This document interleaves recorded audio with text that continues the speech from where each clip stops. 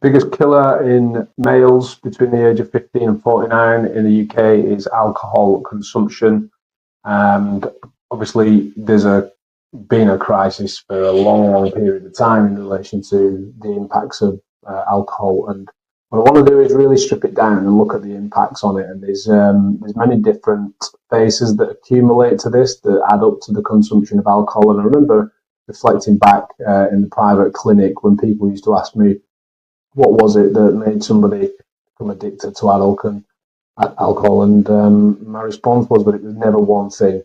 And you should always look for at least three different factors in relation to what accumulated to it. And of course, you can look back as much as you want and you can find reasons and you can pinpoint things and create stories and narratives around that. But if you stay stuck in that place and keep running on that same pattern and belief, then you're never going to change anything. And what I do know from my experience is that wherever there's been addiction, there's been some kind of trauma in the past, and it is a chosen way subconsciously to regulate the nervous system.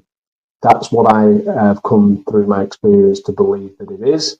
There is a reason for it. People don't choose it subconsciously, but I would argue that in the moments where they want to carry on, they very much are making a choice subconsciously, and albeit a very difficult one, to carry on inflicting pain, harm on self and others, because that is just what they know. It's just what we know. And that will continue as long as we keep telling ourselves the same stories that, I drink because of this, and this happened to me, so this is why I drink.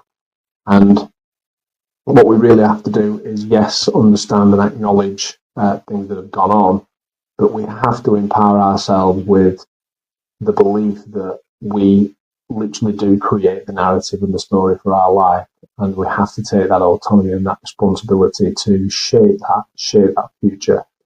And this isn't me just coming up with things. That you can look at 100 different people that have stopped drinking and 100 different people that are carrying on drinking, just aren't at that point yet.